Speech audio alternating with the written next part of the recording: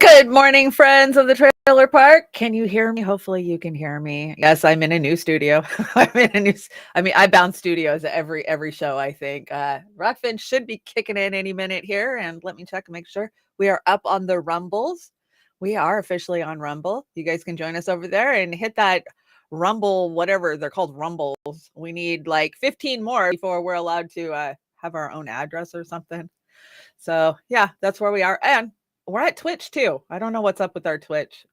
I'm gonna have to work on the Twitch. Apparently, it says we're live, but I don't see us over there. So another day, apparently. So welcome. It is Tuesday, the December 13th, and as you see, Poe, my crow, he got some friends. He's got a murder now.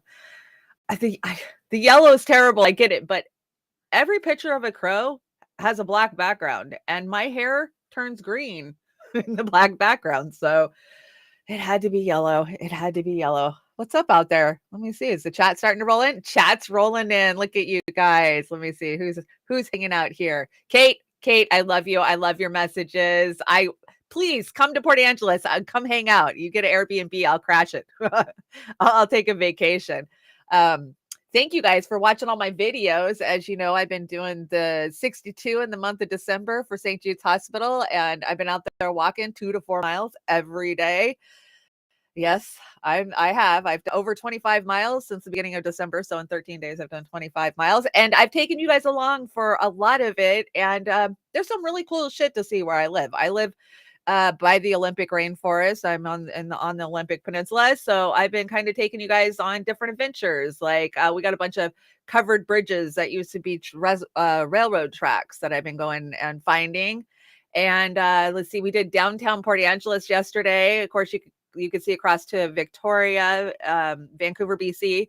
And let's see, what else have I done? I've done a bunch of different places. So check them out. I've done some night walks with the Christmas lights. I'm going to go down and do the Sklallam tribe. Their reservation where they have the casino is beautiful. They do a great job out there. So we're going to go out there, I think, Friday night and get some video for you guys. So check that out. That's only on Trailer Park Pundit. So please go follow my YouTube channel, Trailer Park Pundit, and you'll catch those videos. I haven't been putting them up on B&B. I kind of feel like it's my own personal project. So I appreciate everybody who's over there watching them. I do tweet some of them out. So it's kind of fun to see how out of shape I am. Oh my God. The one I'm going to drop, the one I dropped yesterday, you see me I'm climbing a 10% grade.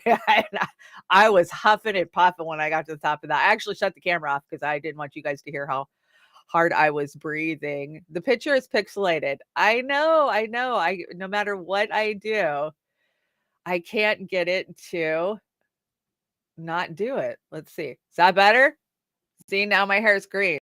I don't know. You guys tell me. This one looks the best, but you can't see Poe. Poe's behind me. So I don't know. What do I stay with, guys? You tell me which one looks the best. Green? Oh, this one's got timestamp, whatever stamps in it. Well, let's try black real fast. Nah, black's not too bad. Other than my hair kind of glitches out a little bit. And the problem is I just stripped my hair of color like 2 or 3 days ago because it was getting kind of bright yellowy orange. So now it's too white. Problems, right? Real world problems. That's what we say. Okay, let's get moving on this deck. Let's see. Here we go. We'll bring it in. So yeah, I do generic cards. That's just who I am. I like to scrapbook. Oz, what is this? Oz, too much skin. I don't know. I think you wear it better though. Definitely Oz. What do you guys think? Me or Oz? I think Oz has got it. I don't know. At least he's got the big smile on his face, right? I think Oz is smiling better than I am. There you go. That's how we roll over here. Sometimes I just come in and I find stuff on the deck from Oz. So thank you. Fair use. Yeah, I'm just merely commentating and not really reporting, just showing you guys what I'm seeing. I expect you guys to go out there, do your own research, and come up with your own opinions. Yeah, I know the quality sucks to me. I know, right? I think it's just the studio. It can't be my lighting. I've got so much damn lighting on me. It's not even funny. I might be able to put a little bit more though. Buy me a coffee. You can help me out by buying me a coffee. That is buymeacoffee.com. linktree.com/trailer park. Who I am. Here, let me see if I can throw a little extra light on it. I got this really cool lamp that is USB. That's nice. I can just charge it. I can charge it in the car. I can charge it wherever. I love it, especially because we've been losing our power a lot this year. I don't know why, but we'll definitely talk about that because I got some power grid stuff on the deck. DC, good morning.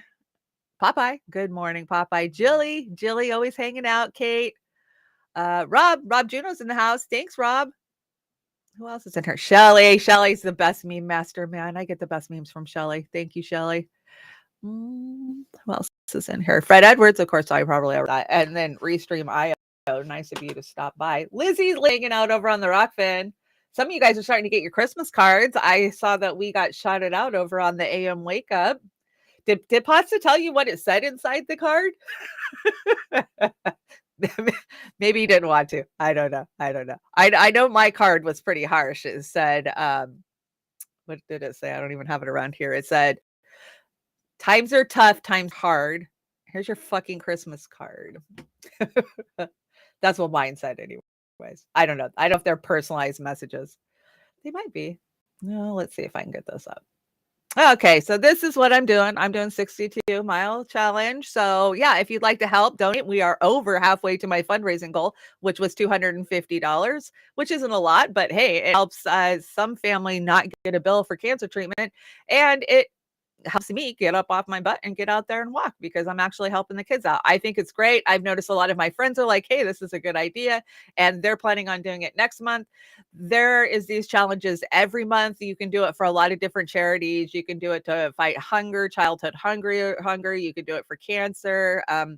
And yeah, you're not being like, you don't have to turn in your hours and, prove that you're doing this. It's all about raising money for kids and helping out, your community. So that's what we're doing. And yeah, please go check out my videos. Okay, let's get this deck started because I got a big deck. We got a lot to talk about today. Let's see, what do we got here? So I think Oz must have dropped this one on me. There's a 1986 movie called Troll, and you can't convince me this isn't about Dr. Fauci. That's a good one. I watched the new Troll the other day. It's Norwegian and it's dubbed. It's over on Netflix. It was okay. It was okay. And I woke up this morning. Dick Van Dyke was trending. I thought, oh shit, did he finally die? Nope, he turned 97. Long live the Dems, right? Holy shit. I to live to be 97. Somebody's blowing my phone up. Thank you guys so much for sharing this out and tweeting it out and hitting that like button. It helps us out considering that some of these platforms just take away our viewers and we watch it in real time. With the Twitter files, what are we on the 5th drop now for the Twitter files? We've learned what we as content creators already knew, and that is if they want to shadow ban you, suppress you, take your likes, take your viewers, they do it. And we're not just talking Twitter because we know the other platforms do it right across the board. We see it in real damn time. I mean, if we don't put up a post on for like a week, they literally will just take 20 viewers away from us. So we all know it. We all get unsubbed to so many of our faves, right? I don't know how many times I've been unsubbed to Jimmy Dore. Like I would ever unsub to Jimmy Dore. He would have to make out with Hillary goddamn Clinton before I would unsub to Jimmy Dore.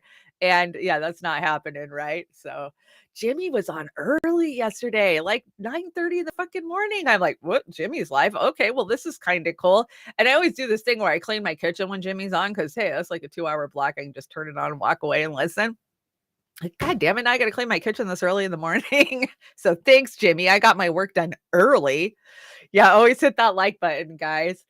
How's my sound? Hopefully I'll have sound on the deck. We do this every show. So we'll just continue to do that. So headlines I don't care to cover. Let's see. Sigourney Weaver thanks Jennifer Lawrence for paving the way for female action heroes. I'm sure you guys have heard this BS story where she said she was the first woman to ever be a lead in an action role and how things have changed. And she's came along and just the thought of maybe what she might have had to go through with Harvey Weinstein. Just my conspiracy. I'm just saying. So, yeah, it's so bad. Sigourney Weaver. I mean, come on. There's so many. There was before Sigourney Weaver. I mean, okay, Aliens in the 70s, the original had the original Terminator in the early 80s with Linda Hamilton. So many good action women. Even, I mean, yeah, this is, she did not think, and she is to the ground for that shit. Rob Juno, thank you so much for the super chat. Got lost in the buy me a coffee login, so please have this for now. Oh, thank you. Buy me a coffee. I picked up from Jason Burmis because Burmis is using it. So I know a lot of the commentators towards the right are using it. And they sent me a message the other day saying I had to take a screenshot of where I'm sharing this address before they'll pay me out. I'm just like, what are you talking about? I'll screenshot all my YouTube channels if that's what you want, but kind of seems strange. So thank you, everybody who's helped out over there. Okay, let's talk about Elon, guys. Let's talk about Elon. We all know, right? Fuck Elon. Yeah, right. That's been our motto here for a long time, many years now. We have called him out for the DOD playboy that he is, and sometimes even a broken clock's right twice a day. And I gotta say, some of the things he said yesterday and the day before, I agree with. I'm not gonna burn him down for him. And as far as him being booed when he got on stage with Dave Chappelle, I don't know. I mean, okay, I heard some people booing. It's San Francisco, but let's see. This is Lifting the Veil. I like Nathan. I follow Nathan for many years. Some people don't like him. I think his work with Isaac Cappy was super, super important. And I think his work with, waking people up on the left to what was actually going on with trafficking has been important too. People don't talk shit, but here he is kind of breaking down the Elon boo and the Fauci tweet. Oh no, come on. We jump in slides. There we go. All right, you guys get it. You guys get it. So people in San Francisco don't approve of Elon Musk, but no real surprise, I guess. But he was still brought on stage as if people would like him. But people are extremely offended, mostly by his one tweet, which was my pronouns are prosecute Fauci. So that's the main thing that he said that everybody got totally flipped out about, triggered about. Right. And so, my pronouns are Fauci needs to be prosecuted. Is that what he said? My pronouns are prosecute Fauci. Yeah, I'm prosecute Fauci. We all agree with that one, right? But it doesn't change the fact that Elon is who Elon is. And I brought you guys a little, what is it? Why did I lose his name? Rodcast. We've brought Rodcast for many, many years. And yeah, he's been calling Elon out. Now there's a couple of lawsuits that have been filed by former employees of Elon. And I'm not talking Twitter. We're talking Tesla and other companies. And let's just be reminded of the shit that Elon's promised us that has not came true. I mean, right? We were supposed to have completely self-autonomous driving cars by 2020. And oops. It seems like Elon has grand gestures and grand thoughts for what he wants, but executing them, he's not the greatest at. And he gets covered up by the DOD because they just dump money on him till we don't realize that he hasn't came through with his promise. So let's check out Rod. Rod does a great job on this. As well as 2 other Tesla entities. And this lawsuit has been filed because of the lies that were told by Elon Musk regarding the full self-driving capabilities of Tesla vehicles. The main person who's suing here, Briggs, bought a car, Tesla, expecting these full self-driving capabilities by 2020, as Elon Musk promised. But of course, as with all other failed, miserable promises by the liar-in-chief of Tesla, it was a lie. Guess what year this was? And you will know with certainty why you should never trust Elon Musk. Someone's going to sit in a Tesla without touching the steering wheel, tap in New York, off it goes. Yeah. Won't have to ever touch the wheel by the end of 2017. Oof, spoilers. It's currently 2022, and Elon Musk's smart summon barely works for getting a Tesla across a car. Come on.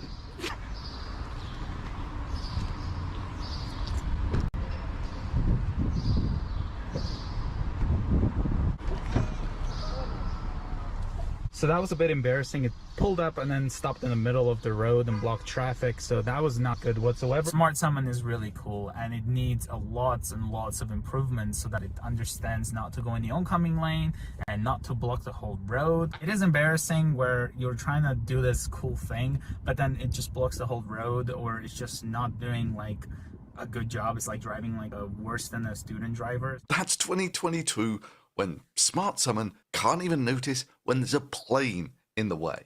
There are no robo-taxis on the streets of America by 2020, like he said. That is an explicit promise that he made.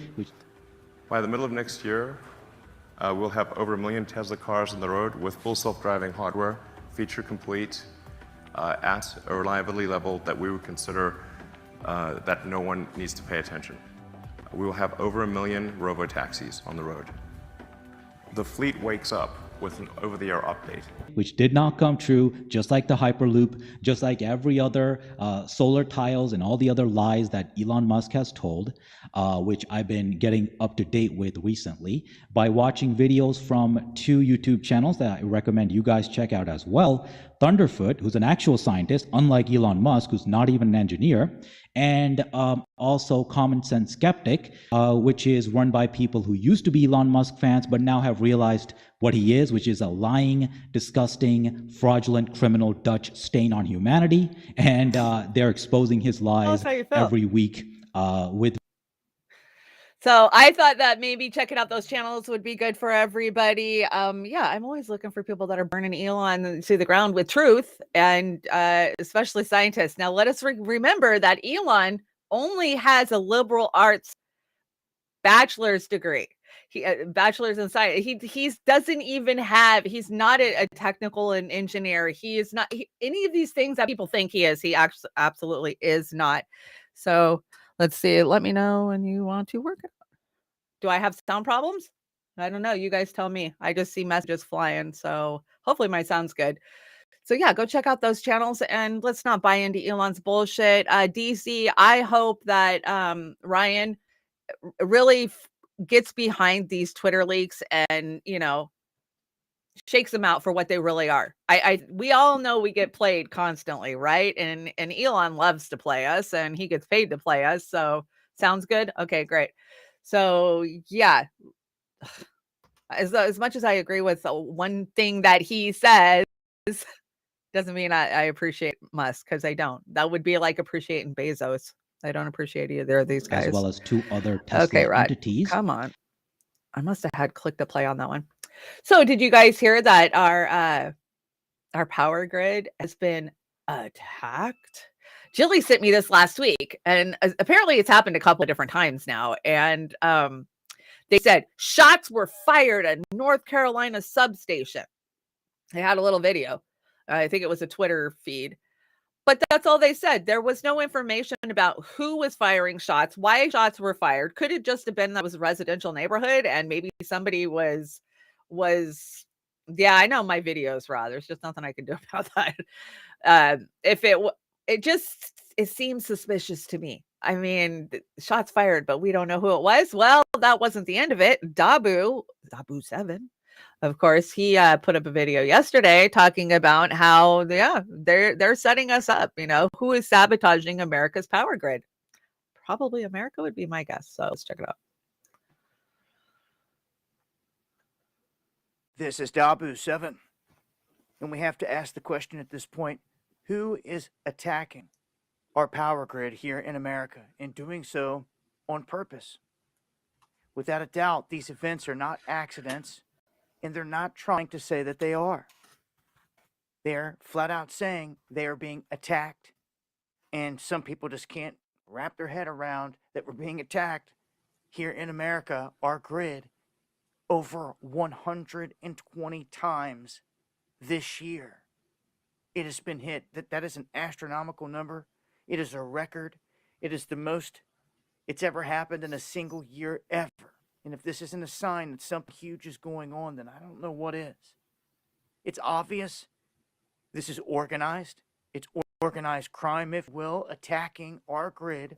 And all they got to do is take down a handful of the right substations, and they're going to send a whole area into the dark, whether it's Texas block, the whole eastern block. Yeah, I mean, it's anybody's guess what the hell that they're actually trying to plan with this, right? I don't even know who to think is conspiring because it could be coming from so many different directions, right? I mean, with the climate change push, it could be a push to get us on more green. It could be, there's so many things with politics and the energy grids the way they are in Europe. There's just so much. So ask questions. When I hear these reports, I'm asking questions. Who's doing it? How are they doing it? Why are they doing it? Where are they doing it? Right? Who, what, where, when, why? That's the thing. Yeah, I don't know why my camera and everything is so bad today. I just did a speed test and I've got excellent internet speed. So, but I see it's bad. I see it's really bad. It barely can keep up with me. It looks like on the Rokfin. I don't know. There's always an issue, right? All I can do is keep moving forward and hope it gets better. I don't know. Tell me how I can make it better, Oz. Send me a message. Tell me what you think I could do to make it better. Yeah, I mean, we can work on it after the show, but I would like to finish the show and have a clear picture. So I don't know. Gosh, it's so terrible. So terrible. It's like a lag, but it is on my internet. I'm looking at my speed right now. I have 900 download and 10 upload. That's more than, enough to have a good stream. So I don't understand what's going on here. And it seems like it's only me that's glitching because when I go to my other screen, it's fine, right? Maybe I'll come out and go back in as I'm playing this clip. So let's check out Glenn Greenwald system update. He did protecting the power centers. This is a great breakdown. Let's just check this out. And I'm going to try to fix my screen while we're gone.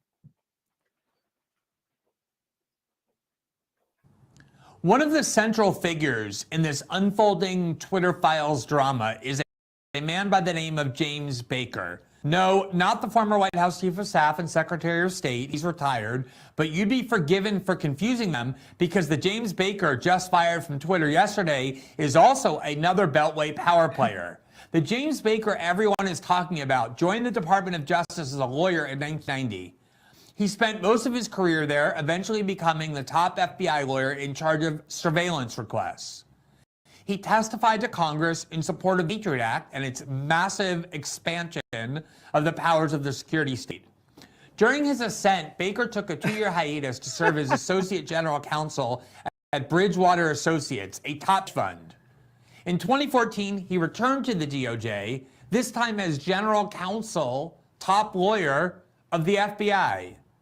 That, of course, put him right in the thick of the FBI's Russiagate investigation, which now know is a fanciful political vendetta with no evidentiary basis, but plenty of anti-Russia hysteria behind it. Remember, as former FBI Director Robert Mueller himself concluded, after an 18-month investigation driven by a team of highly aggressive prosecutors with unlimited funds and full subpoena power, quote, the investigation did not establish that members of the Trump campaign conspired or coordinated with the Russian government in its election interference activities.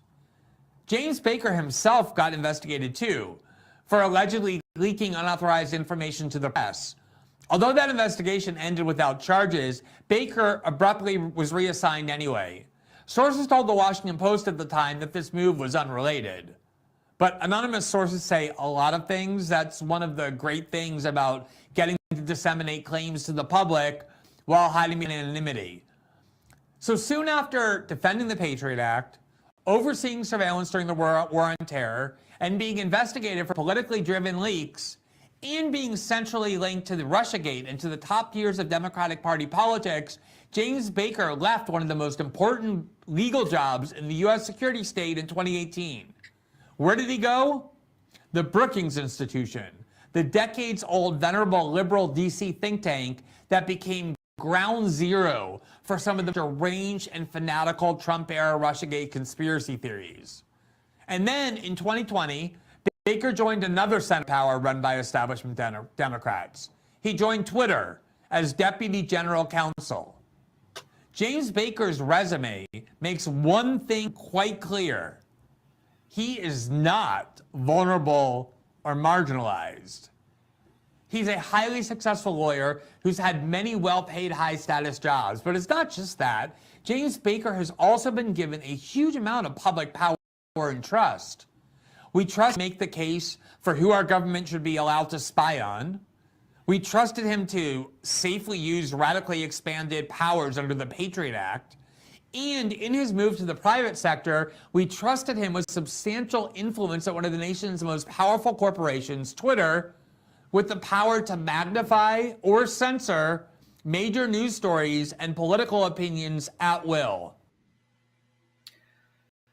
Yes, he's right. So I changed the bit rate, guys. I'm sorry. I'm watching it clip in real time and it sucks because I've got a good show for you guys. I changed the bit rate down to 420 or whatever from 720. Maybe that'll help. My internet's good. It makes no sense why it's this way, other than they want you to pay $50 a month for their shit, and that's probably what it comes down to. Yeah, it doesn't look like it's getting much better. Why is it so money? Well, I hate to make you guys watch a show that's just visual shit, so I don't know what to do. Let me see if you guys have ideas. Lay them on me. It needs to go up. It was up. It was up as high as it goes. I can go 480 with 30 frames per second, or 1080. Well, let me do 1080.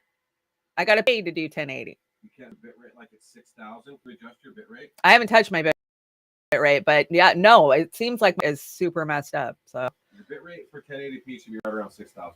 yeah, well, it's not what I'm getting at all. So I got It's Cold Fusion in the back telling me how to fix it. So in real time, I tried to fix it. It's not any better. Sure exactly what to do, guys. Let me see if there's anything super important I wanted to show you guys on the deck. I'm not going to make you guys sit here and watch a happy show. It's fine, and you're good. Keep going. Okay, Amber. Amber's funny. I went to bed at 5 o'clock this morning talking to Amber. How hilarious is that? Let's see what I got going. Let's bring that back up. If you guys say it's better, we'll keep going. So let's see. I just love it. Pasta going after Nina Turner. Just hitting her hard. So Nina tweets out, crypto's a scam. Pasta says, so is the Democratic Party. And I love so many other people who are like, so are you. And then, of course, pronouns aren't a joke. And neither is arming Nazis in Ukraine. Get her, Pasta. Get her, Pasta. That was great.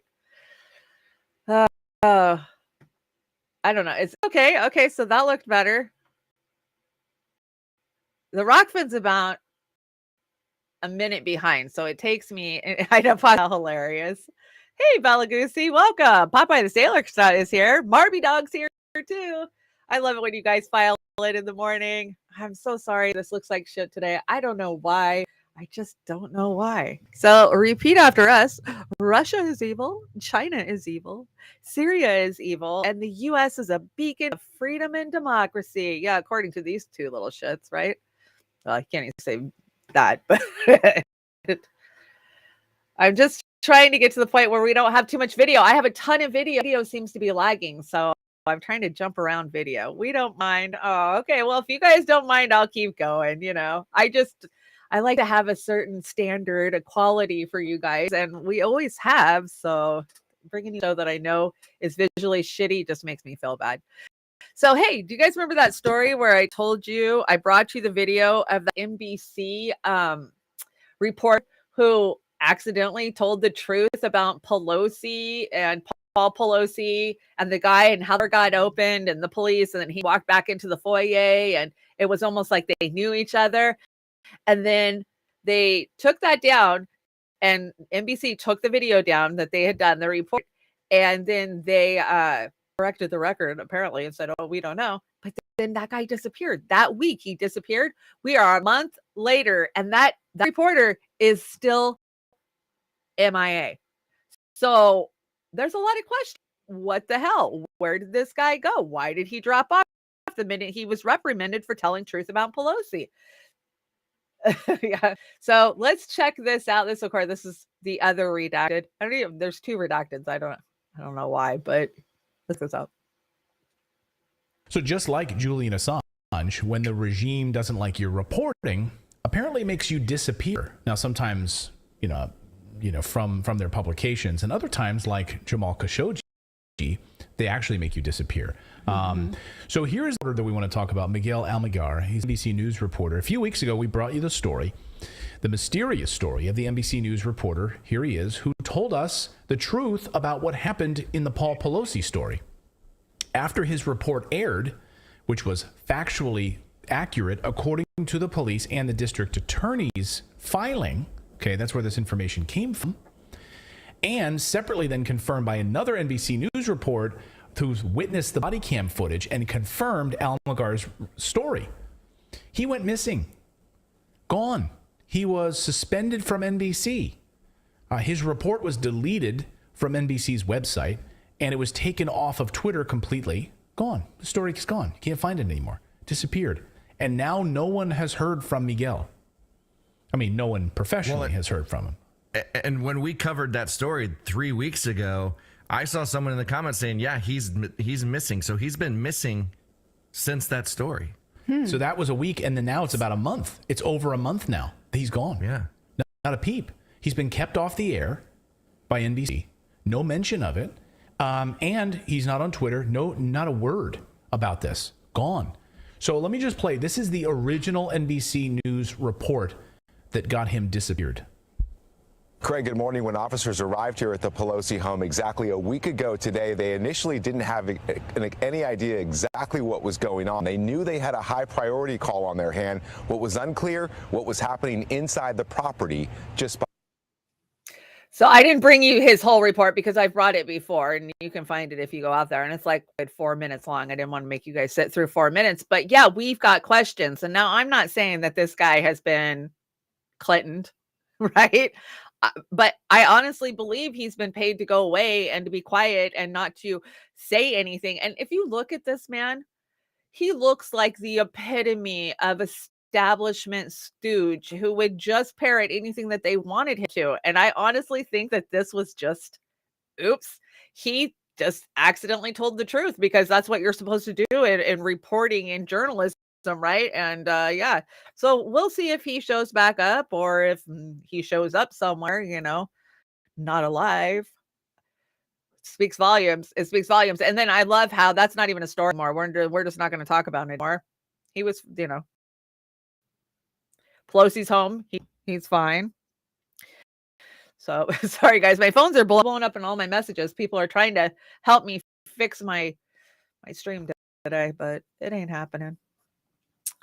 Oh, I thought this was cute. It's probably, I don't know if it's true, but it's cute. It says, heartwarming. This 2-year-old's family couldn't afford $20,000 electric chair. Their insurance didn't cover it. So a high school robotics team burned the insurer's headquarters. I don't know if that's true. What day is today? Asked Pooh. It is the day we burn this motherfucker to the ground, squealed Piglet. My favorite day, said Pooh. There you go. Cute. Okay, so let's talk opiate crisis. So we saw another big settlement yesterday, and this one via Walgreens, because they were out there just passing out opiates for big pharma and never said a goddamn word. Because let us not forget that it wasn't just big pharma, it's big insurance and all of these pharmacies that made a shit ton of money off of addicting the whole fucking country, right? And so now they're pushing back, but you have to hear some of the shit, the stipulations that they have now been sentenced to only help big pharma. So let's check it out and we'll talk about it afterwards. Tonight, a major settlement announcement today between a big pharmacy chain and multiple states, including California. Crown 4's Zeke Medune has that story.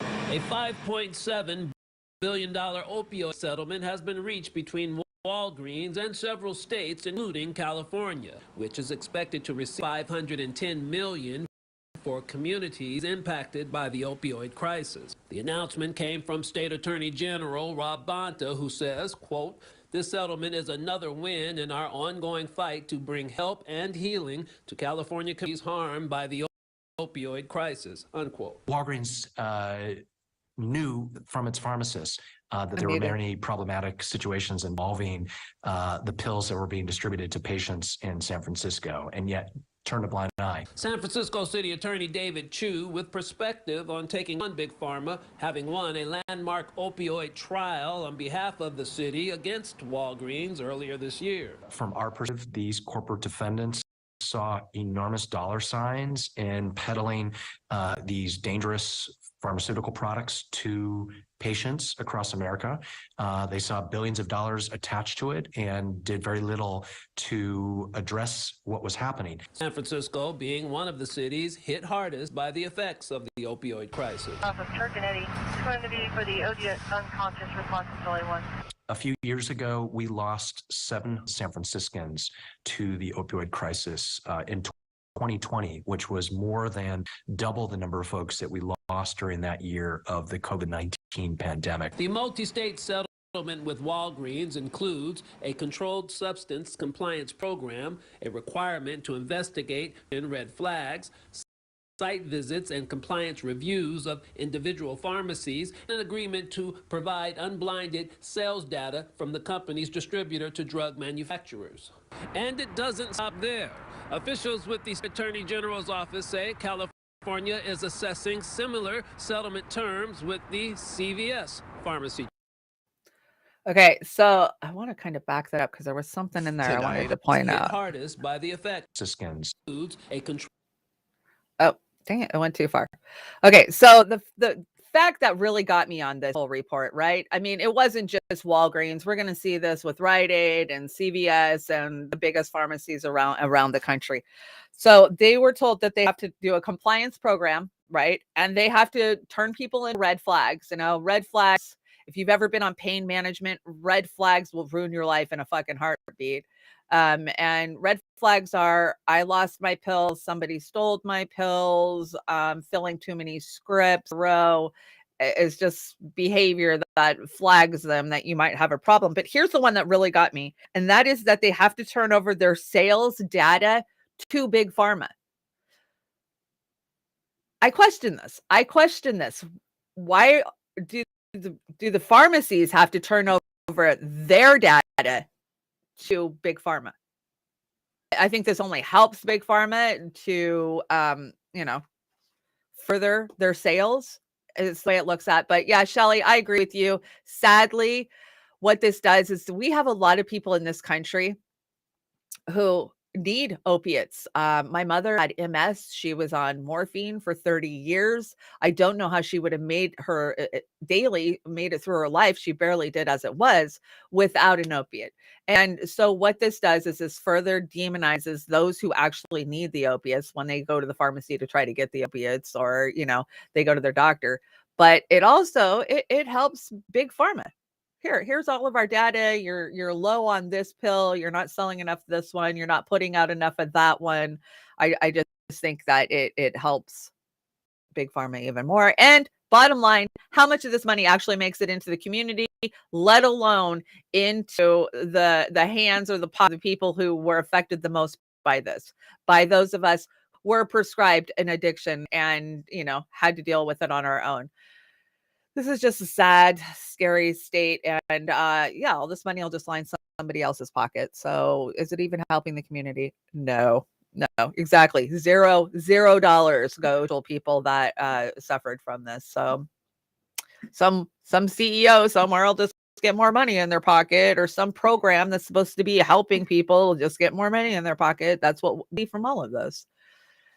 Let's see what else I got on this deck. My bit rate's still so terrible. So I like this. Luke Wadowski says, science proves kids are bad for Earth. Morality suggests we should stop having them. We need to stop pretending kids don't have environmental and ethical consequences. So NBC News, with the straight up depopulation, take it as we are headed towards a population crash, right? We talked about this a couple of times. Robert Plant's already confused it's his fault. Yeah, I don't know. I don't know. So I don't always commit crimes with my son, but when I do, the FBI, the liberal media, and the big tech companies cover it up for me. Yes, Biden, we know. We know. We talked about the depopulation agenda a couple of times. Like I said, I used to be one of those people that thought we were too populated, and that shit anymore, right? The COVID and pandemic has really changed my opinion on that. That and learning what's really coming at us. Oh, we have to talk about this one. So, Brighton no longer works for the Department of Energy. He's so sad. He's so sad that he actually got caught stealing once, and they just put him in timeout. They didn't even fire him. If that was you or I, we would have been fired on the damn spot. But that's the way it is. So let's check it out. This this show just sucks, guys. Sorry. Breaking news here at 6. A Department of Energy official charged with stealing luggage from Reed International Airport is no longer with that federal agency. A spokesman confirmed that to investigators, but did not say if Sam Brinton was fired or if quit. Metro Police say surveillance footage shows Brinton grabbing luggage off an airport carousel. This was this summer. A T-shirt on the video matching social media post from the same day. Brinton was charged last week, and there is an active arrest warrant. Brinton was also charged with similar luggage theft in Minnesota last month. Can you imagine? Why? Why would you do that? That's a mental illness. That's what I see there. Why would you go and steal luggage from airports? And not just one. I mean, they got him in Minneapolis and in Vegas. He is making a ton of money. He is beloved by the left. He's beloved by the Biden administration and his cabinet. Why would you do this? I can't wrap my mind around it. Obviously, he thought he wasn't going to get caught, but how would you think that? We all know, and we've all known for the last 20 fucking years, that from the minute you pull into an airport till you get back in your car and leave, you are on camera. I mean, I even assume that there's cameras watching me go into the bathroom. The only place I probably feel like I'm not being watched in a bathroom, in a stall, and that's a crap shoot, right? A bathroom stall. So just the stupidity of this. Yeah, he's a nuclear engineer. It's serial killer behavior, right? It's entitlement is what it was. I want this bag and I want what's in it, so I'm just going to take it. And bye. Just goes to show that diversity hires are not always the best choice. Well, let's see what else. Oh, did you guys see? Remember, we covered this story. The former CNN producer pleads guilty to inciting a minor for sex. So we've been calling CNN out on this one for a year now, and he finally got sentenced. So let's check it out. To a new now at 6, former CNN producer pleading guilty today to one charge connected to the transportation and assault of a Nevada minor back in 2020. This is all according to court documents. 45-year-old John Griffin initially faced 3 counts in his case. That got negotiated down to 1. He is set to be sentenced in March. He is facing 10 years to life in prison. 10 years to life. And that's what it should be. You fuck around with kids, that's what it should be. We throw you in and we throw the key away, right? I mean, we're all for capital punishment in the US, but except for when it's violence against a child. And I'm so glad that more people are screaming. If you guys haven't seen Eliza Blue over on Twitter, just burning it down, calling them out constantly. I mean, if anything, I'm so thankful that she has managed to get in Elon's ear about this over on Twitter. I just started doing Twitter. I've had a Twitter since 2010, but I hate it because there was so much explicit sexual content. Every time I would come on Twitter, there would always just be a big cock. Okay, I'd just be scrolling. Oh, okay, I didn't need to see that. I mean, that's what Twitter was for so long, and so I just refused to use it for a long, long time. And I'm just starting to get called out, and hopefully we can put an end to it. I mean, yeah, 10 years to life. I say no parole, just throw him the fuck away, right? They want to do it with drug addicts. Remember Trump? Give them a life sentence. Let's kill them. But these guys, no, just give them 3 months, 6 months. I mean, how many times have we fucking seen that? So many times, it's disgusting. But yeah, I'm kind of off my rocker with this show looking the way it is, guys. I'm so sorry. Apparently the only way I can change the bit rate is by closing the whole show down. I tried to do it, but it won't let me. So we're just gonna try to hurry up and muddle through this. I got a bitch about Walmart just a little bit. I brought 2 clips for you guys. This is disgusting. If you are in Utah, don't buy pizza at Walmart because you might get some rat shit in it. And then let's talk about Walmart's policy after this. An Emery County woman is recounting the disgusting discovery she made inside of a box of deli pizza that she bought from a grocery store this weekend. News specialist Lauren Steinbrecher shows us it led to a visit from the health department. Do you want yours cut or do you want it? Before handing out afternoon snacks, Mom Alyssa Potter made sure that good? The bananas she just bought Sunday were good to go. Yes, for sure. We went through all of it. After what her family discovered during dinner the night before. Now, on her porch. You could see it on the side where it's really ripped, and then there, and there's some on that side. Ready to feed to the dumpster. He's like, unless you want mouse with your pizza, I don't think we're having that for dinner. Evidence that their family wasn't the only one set on enjoying a medium meat trio. Pulled everything out, cleaned it all out, called Walmart. And posted to friends on Facebook. And what scared me was the amount of people saying that they've also seen, there was some comments saying that their stuff was also looked like it had been eaten at. And then a lot of people said that they've seen mice running around, birds. The Southeast Utah Health Department was quick to scurry over to Walmart after Alyssa called Monday morning. The store had already started responding to the incident, cleaning and sanitizing the display case where the suspected food came from. An inspection of the store turned up no evidence of an infestation, Brandon Pierce says. They're doing everything they can on our end to prevent this kind of thing. Unfortunately, sometimes these things. Okay, so first of all, she called Walmart and told them, so they had time to clean up the mess before the health inspector got there. And yeah, this is a common thing. I've worked in big box stores. I've worked in stores. They get in. They like certain stuff. I mean, they like candy, they like stuff. But Walmart standards have just gone down the fucking toilet so bad in the last 30 years. My children's father built Walmarts in the 90s. That's how we raised our kids. That's how we survived. He was a structural welder. So, I remember when Walmart was family orientated. Do you remember when they used to put their flyers out and they would use their associates in the ads? Like it would say associate, blah, blah, blah, lives here, has worked for Walmart for 6 years. They built up their employees. Walmart did that in the 90s. There was a real push for a family orientated, like family owned, American driven type of thing. And that is far what is going on at Walmart nowadays. So yeah, check the quality of the food you're getting. Who knows? Maybe it didn't come from Walmart. Maybe it came from one of the warehouses, those big freaking distribution centers. We've got quite a them in the country. For your region, that's where it all goes. So maybe it came out of there. But yeah, those frozen pizzas are crap anyways. And I brought us a little clip from the Walmart CEO who's very upset and says that if we don't stealing from Walmart, they're going to close them. That's his take on it. So check this out. It'll probably piss you off. It pissed me off.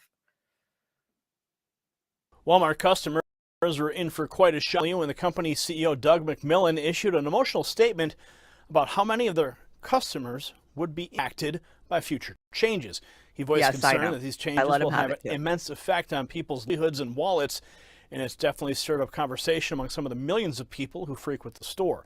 Many shoppers are left to wonder what's coming, and everyone seems keenly aware that this isn't something that should be taken lightly. I'm Gary Franchi. I want you to keep up with the latest news. Hit subscribe and enable your notifications. Walmart is getting ready to raise prices and is even talking about closing stores over a rapid increase in shoplifting. Liberal policies and rampant theft and lack of engagement from local law enforcement is causing Walmart to rethink certain store locations as theft is skyrocketing. CNBC reports in the United States, Walmart stores are struggling with an uptick in shoplifting that could result in higher prices and store closures if the problem persists. That's according to the Walmart CEO, Doug McMillon. In an interview with CNBC's Squawk Box, he said that it is much higher than it is in the past. Watch. Yeah, theft is an issue. It's higher than what it's historically been, and we've got safety measures, security measures that we put in place by store location. I think law enforcement being staffed and being a good partner is part of that equation, and that's normally how we approach it. But there have been rules that have been changed that make it not something that the police are going to prosecute, or that the criminals won't be prosecuted below certain levels. Does that matter? If that's not corrected over time, prices will be higher. Right. And or stores will close. And how much of that, though, do you have to go state by state and actually work on that issue? I mean, you see videos now. I just saw a video of some burglars in the Apple store, just literally just take. I mean, it was, you know, taking everything that they could, and the Apple employees were told, you know, back and just let it all happen. And maybe that's the right decision in the moment, but clearly there's something larger going on. Yeah. It's really city by city, location by location. It's store managers working with local law enforcement. We've got great relationships there for the most part, and that's the way we approach it. So what would you like to see? What are the measures that, from the Walmart perspective and the Business Roundtable perspective, overall? Business Roundtable perspective, that you'd like to see policymakers working on right now? It's just policy consistency and clarity, you know, so that we can make capital investments with some vision. Good luck. That would be nice. Yeah, we would like some policy clarity and consistency too, assholes. For one, I have never signed a contract saying when I come into your store that I'm going to have to ring myself up, wait in line for 45 minutes to ring myself up, have somebody hover over me as I'm ringing myself up, and then get accosted at the door by, you know, a 90-year-old loss prevention woman with a fucking highlighter. And I've just absolutely had it with Walmart. I'm not going anymore. I mean, I live in a small town. Where else to shop? I don't care. I will pay double anymore not to have to deal with Walmart shit. And it sucks because we don't have a lot of places to go around here. But Walmart would not have a theft fucking problem right now. They hired human beings to actually ring up your purchases. Then they wouldn't have to have a door greeter turn into loss prevention.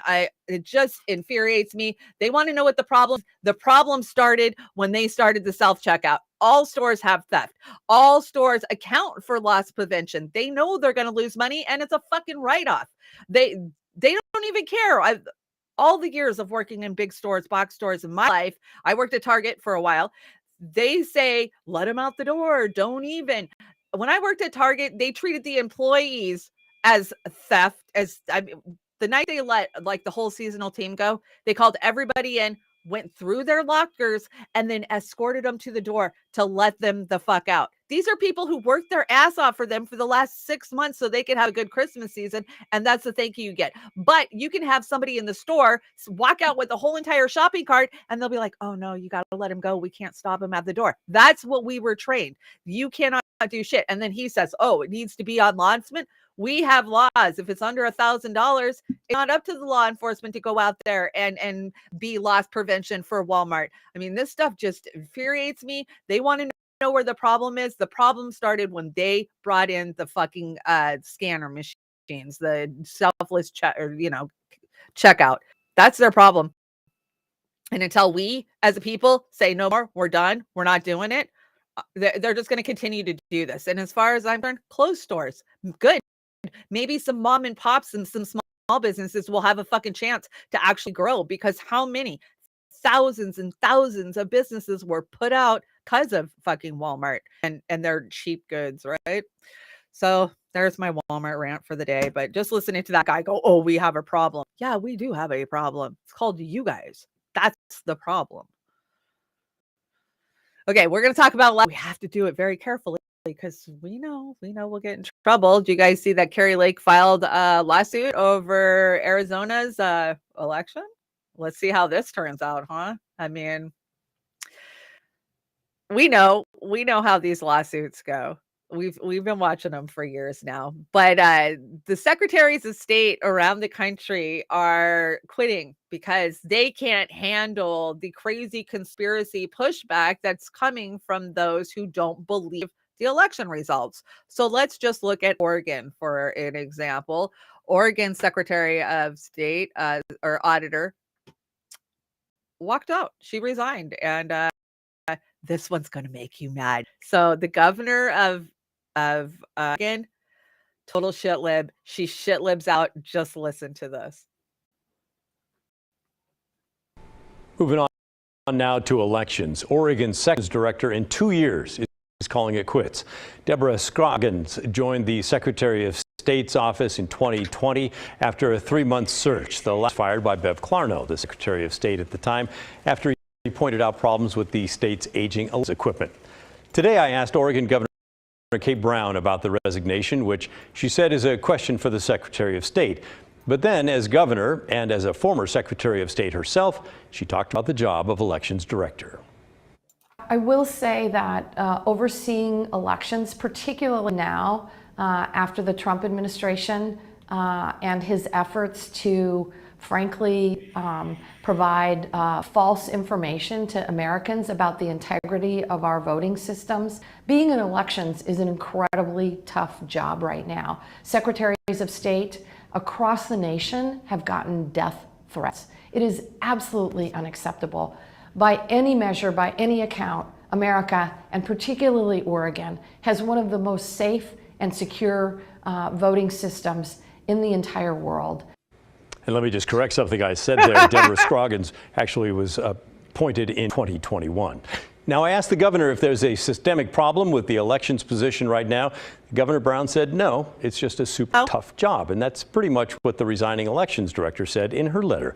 Here's the letter. Scroggins wrote, "We are at an extraordinarily challenging time for election officials. Mis and disinformation have made the work of administering elections extremely challenging." And by the way, I thought it was sort of interesting that at the bottom she wrote best, which to me sort of sounds like best of luck, friends, but I am out of here. Late last week, Oregon Secretary of State Shemia Fagan talked with state lawmakers about elections. She wants to add 4 new positions to her office, and she's asking for the funding now. Fagan said her office tracked 220 incidents of information related to elections this past year. She also described for lawmakers the way that some members of the public are apparently trying to overwhelm local elections offices with public records requests. The flood of public records requests that are highly technical, that take a large amount of time to actually work through what the person is even asking for. And then often when the clerk, which sometimes is one clerk, like in Lake County, one person that works in this elections office, by the time they often get back to the people and say, okay, here's what we actually have, these things don't apply to Oregon, here's what we can actually give you, it will cost, $92 or $104 for our staff time. The person then disappears and then comes back with a new request, and they cut and paste it off some national website, and then the cycle just continues and is incredibly, incredibly time consuming. And this is duplicated across all 36 counties. Did that piss you off? That one pissed me off. Like, oh, we have clean and fair elections, but it's a hard time right now to be an election official, and you guys are the best. I could literally just do a show where I bring up your guys' comments, and that would be the whole show. More money, fix it, right, Marby Dog? Yeah, that's exactly. Yeah, I love this one from Jelly. Neither does fuck parties or the DOJ want legit elections, right? So yeah, we're gonna just keep seeing a turnover of who. If you're not going to toe the line for them, then you got to go, right? And then this whole bullshit of records requests are just weighing us down. That is our right as the public to request records. That sorry, if you don't have enough staff to keep up with the amount of records that are being requested, then maybe you better allocate some more money for some more staff for that, because that is our fucking fundamental right to request information. So yeah, how dare you ask for legal public documents? Exactly, DC. Yeah, I just found this insane. So insane. And she's so fucking matter of fact about it. The governor, like, oh, these are the best and most secure elections in the whole world. Well, we all know that, right? So we'll be keeping an eye on Arizona. Of course, over it. That's who I go to for my good go-to information on elections. Who else can you ask even better? I mean, right? Pastas that. Let's see. So, okay, I gotta say, Oz, I'm sorry. I did something today that I've never done to Oz in all of our years of working together, and that was I turned down a story that he put on the deck. I never do that. So today is the 10-year anniversary of Sandy Hook, and Oz had a nice little slide up with some remembrance, and I think a story from one of the mothers. And I'm just not comfortable covering that topic. I absolutely am not. I tend to side more towards Jones when it comes to what that was. And I'm not saying that it didn't happen, but I just covering it. But there you are. That's a reminder. It's been 10 years today. And I'm sorry, Oz. I don't normally veto what you put on the deck, but I just couldn't go there today because I just don't feel comfortable enough with it, right? I don't think anybody does after Jones took $1 trillion hit for even opening his mouth about it. Like, shit, I ain't got $1 trillion. Maybe I better not be talking about this stuff. Let's see what else I got here. So, the Big Bang was not the beginning. Nobel Prize winner Roger Penrose believes that the Big Bang is not the beginning of our universe. Rather, it was the end of the previous one. My question is why does it look like an earplug or a bug? I don't know. Kind of strange. And I want to see the episode of Undercover Boss where Jesus visits Joel Osteen's church. That's a good one. That's funny stuff. I'm trying to run through this deck fast, guys, because I know this picture just looks terrible. I got the guys behind the scene trying to fix a bit right now, so we'll see if it happens. So Anne Hayes, finally, all of her autopsies and what is the name of it? Her chem panels came back, and it turns out that the fentanyl in her system was actually administered at the hospital. But check out her cause of death here. They call it inhalation. Now, to me, is an inhalation when you're caught in smoke and it cuts your breath, lack of oxygen, you die. Basically, you suffocate, right? But she was still alive for 5 days. So how could wouldn't it be a secondary like infection from burns would be my guess? I don't know. I just found it odd. So let's check it out. Anne Heche's autopsy is shedding more light on her shocking death.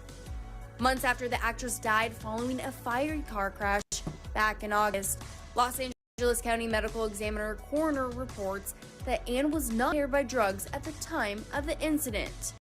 In the report, however, which was obtained by NBC News, test shows that the 53-year-old had both used cocaine and cannabis previously to the crash.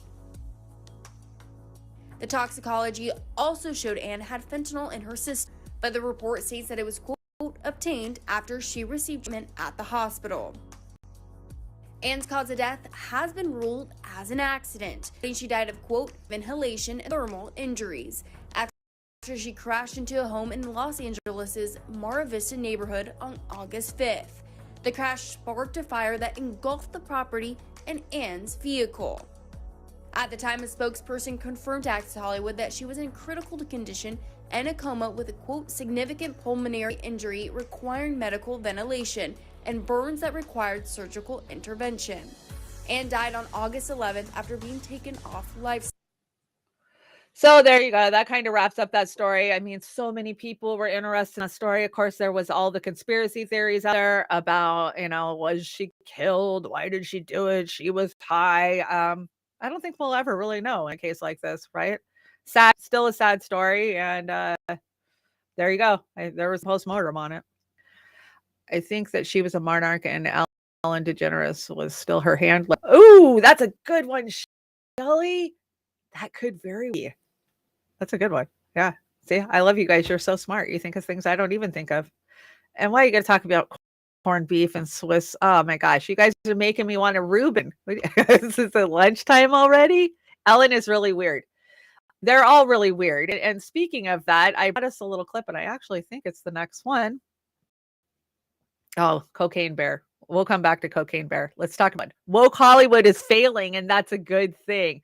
So I kind of took a few days off this weekend to catch up on some Netflix and some Amazon Prime. I finished The Peripheral. Shelley, it's excellent. I love it. It was a great show. I'm excited for second season. If you guys haven't gone watch that, it's very futuristic, like VR and avatars, and you can go into, the future. It's a watch if you're into that stuff. And let's see, what did I watch? Oh, I watched Once Upon a Time in Hollywood, which I hadn't seen. It's a couple years old, right? Brad Pitt, Leonardo DiCaprio, a Quentin Tarantino movie.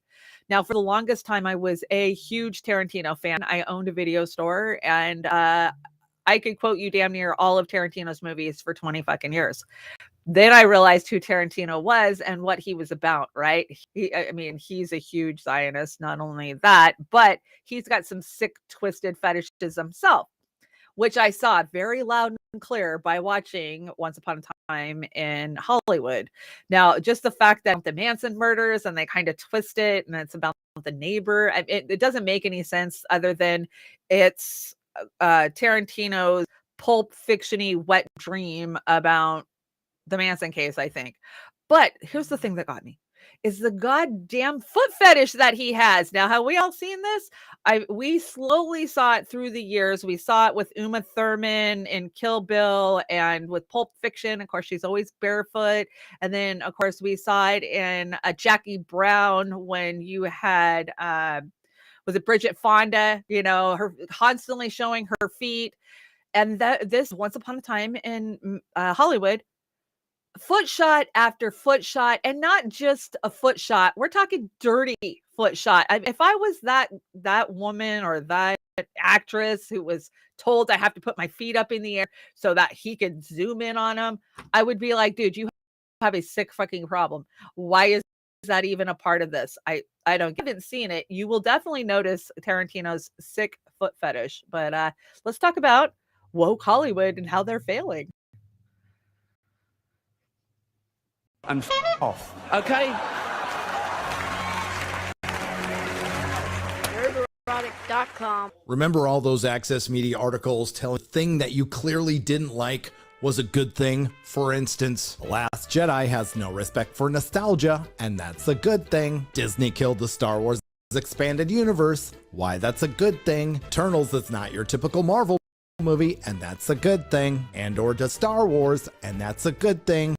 And who can forget my personal favorite, The Power is gonna upset Tolkien purists, and that's a good thing. Well, I've got one for you. Woke Hollywood is failing.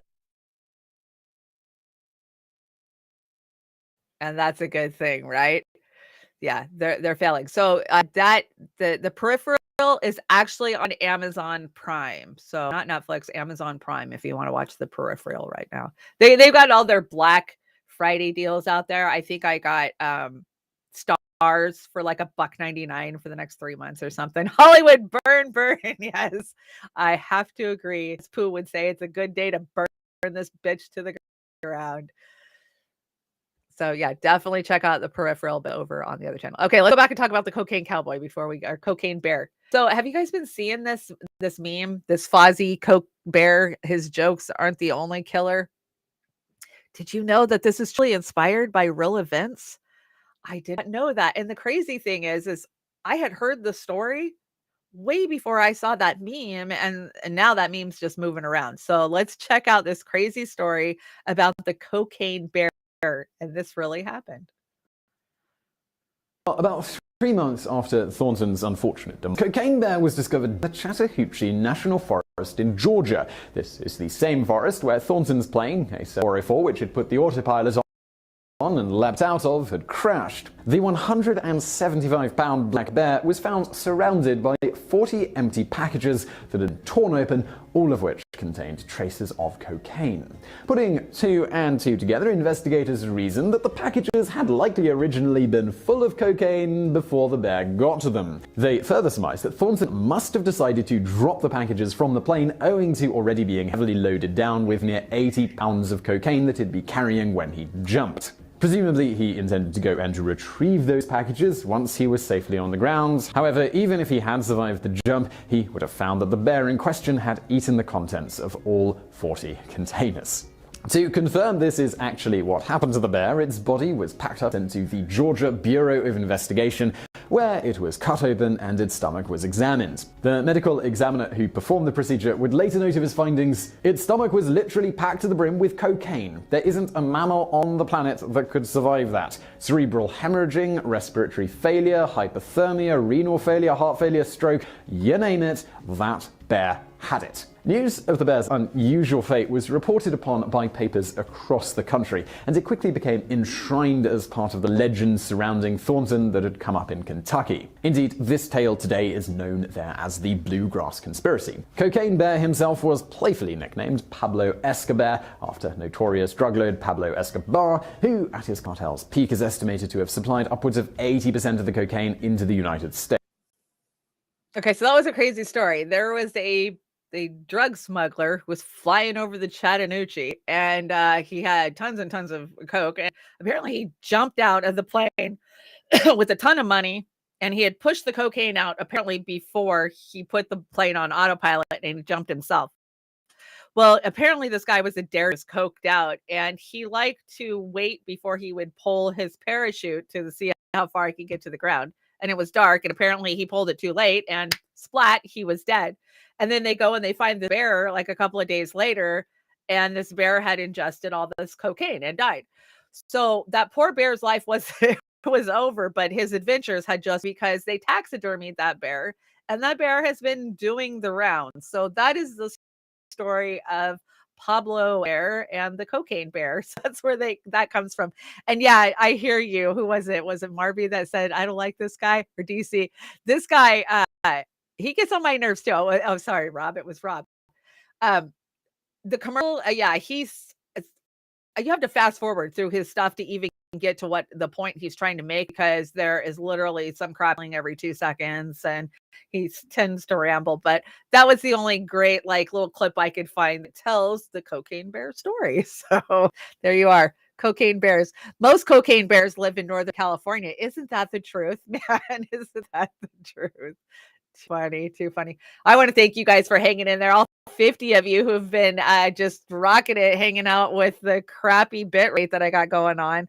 I think we figured out the problem, but I can't fix it till I shut down the show. So one more show, let's see. We're getting to the end of this mirror. Why do I always got to have a bad show? If you want to contact me, you can contact me at Chanda-Masta on Twitter. Julie is a great producer for us. She sends us a ton of these stories, and you can too. I think Jilly and I are working on a new segment. That's a segment because Jilly truly finds so much good information. So that'll be fun once we get that up and running. Did I put this in here? Let's see what this is. The Daily Beast. New Zealand has passed a new law to ban sales of cigarette generations, one of the strictest measures in the world to finally end smoking. So New Zealand has passed a law to ban sales of cigarettes to future generations, one of the strictest measures in the world.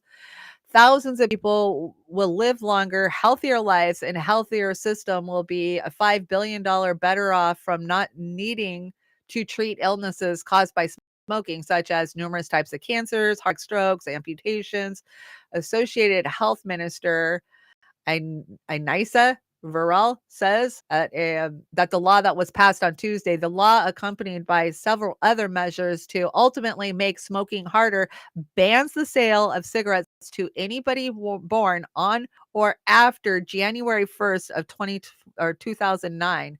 The move is part of the plan to make the country smoke-free by 2025. So if you were born after 2009 in New Zealand, you can't buy a cigarette. So is that a bad thing? That I quit smoking a year and a half ago, but I smoked for 35 years, and everybody in my life smoked. My grandparents, all of my grandparents, both sides. My parents. I absolutely think that it was a learned behavior because it was always around me, right? So do I think that this will help? I do. Is it Orwellian? Yes. New Zealand's known for their Orwellian shit. Jacinda just is a dictator, if you ask me, and the smiliest dictator in the country or in the world, right? So that's a crazy story. Is it a bad thing? No. Telling people what they can and can't do is a bad thing, but I would think that the cigarette companies would back on that shit. what? We know how bad the cigarette companies were, especially 60s, 70s, 80s, 90s, covering up the reports of bad health outcomes from smoking. And it's very kind of comparable to what we're seeing with big pharma nowadays, right? So yeah, thank you for, I just think it's crazy. I don't, it's shocking that big tobacco won't be pushing back, but I guess they have other markets, like, because I hear everybody smokes in Japan. All the men smoke in Japan is what I understand. Kind of crazy. And I wanted to let you guys know that Chris Hedges just dropped a new article that is definitely worth a read. Being lifted from the face of Israel's apartheid state, exposing a grin's head that pretends to obliterate the few restraints against killing Palestinians. Exactly. It was a great read. Is it on Consortium News? Yeah, just type it in. You'll find it. I think it's out there, the Twitterverse too. Definitely worth the read. And I was happy to see that apartheid Israel was trending this morning. So boy, that's a change on in control, right? I think so. And let's write Julian lunch. Come on, guys. We're running out of time to get him some Christmas wishes. So there you are. There's the address. Please make sure you get him out some cheer, and shout out to everybody this last weekend that was out there holding it up for Julian. I know that Miss Amber Katie had an event in Seattle, and I know there's a lot more events coming, so look for them. I know there's going to be a big push next month too. So if you can get out to one of Assange events, and they're starting to pop up all over the country, get out there, hold the sign. I think that we're actually starting to get through to people. I hope we are. That is it for our show today, guys. What a terrible show. I'm so sorry about the bit. I was in yards on Thursday for pasta on my show, and my audio went down. It's always something, right? I could just scream. Once I would just like to have everything smooth and work the way it's supposed to, but that's not my luck today. So I'll shout you guys out real fast. Thank you guys so much for hanging out there. Hey, Victor Jen, welcome. We Rokfiners. Fred Edwards, thank you so much for sharing my streams out and getting our information out there. Always doing it. Leonard Trust Fund, glad to see you. Ian, welcome. Or was that Jim? The Rokfin's so tiny. Oh, Amber's hanging out over there. Hey, Amber. Good morning. I know, if we make it through December, that's my favorite Christmas song, and you guys will hear it before this is over. John Kemp, good morning. Is it still where you are? I don't know. Choosy heretics choose Carnation Revolution. Thanks for coming in. And hey, Snorky's here. Yay. Welcome, Snork. I hope you're feeling well. I hope you're doing well. I haven't seen you in a while. Bella Lugosi, Marby Dog, DC, Jilly, thank you guys so much for coming in. I think I got a cute little closer for you. So let's talk about this weekend. Obviously, I'm going to fix my stream as soon as this is over. And Thursday, I will be back with pasta. I'm going to engineer that from StreamYard so him and I can just get it done. Hopefully, we can have a good conversation. Oz and I are doing Beauty and the Boomer. I know he's already working on it, so that'll be good. Amber, do you have a Brave New Future on Friday? I think Amber does have a Brave New Future this Friday. And then, of course, next Friday, we are doing Beauty and the Boomer a day early. So not Saturday night, Friday night, Eve. We're going to do our show. So that way we're not taking up your guys' time during Christmas Eve. You can spend it with your families, even though we are fam, right? And then New Year's Eve, we are going to have a party. It's regular time, regular everything. So it's just going to be Oz and I am New Year's fun. So join us then. And I think that's all I've got for you guys. I'm sure there's stuff I'm missing. It's been a shitty show. What can I say? You guys check out my videos. I'm going to head out and do a 2-mile walk. And I've got 2 videos that are yet to come out. I just got to get them edited and put them out. I know the editing is rough on. Hey, I'm learning. So it's forced me to be a better editor, but I appreciate you guys watching. And thank you guys so much for joining me. So let's see, what closer do I have? Time of the season, zombies covered. This is great. And I'll probably take a copyright for it. Thank you so much, DC. Thank you for making the news fun. Oh, I try. It would be even funner if I actually wasn't pixelated. You could see my face, right? Next time. So you guys have a great day, and I will see you guys again Thursday morning for Trailer Park Pundit to hell and back. You never know what to be around here. So have a great day.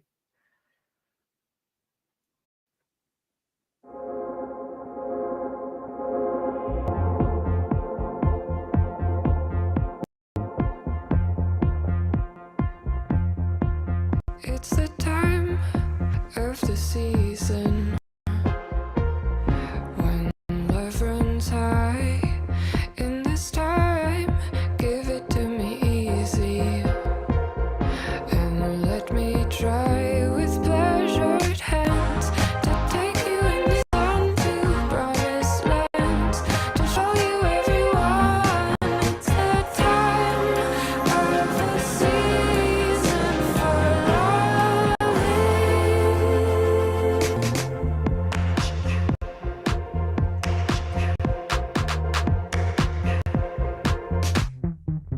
what's your name? Who's your daddy? Is he rich like me? Has he taken any time to show you what you need to live? Tell it to me slowly, tell you what I really want to know.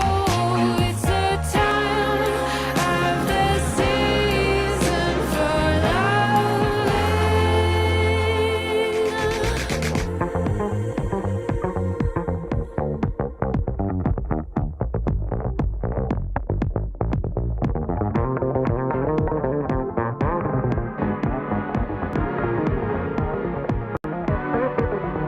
what's your name?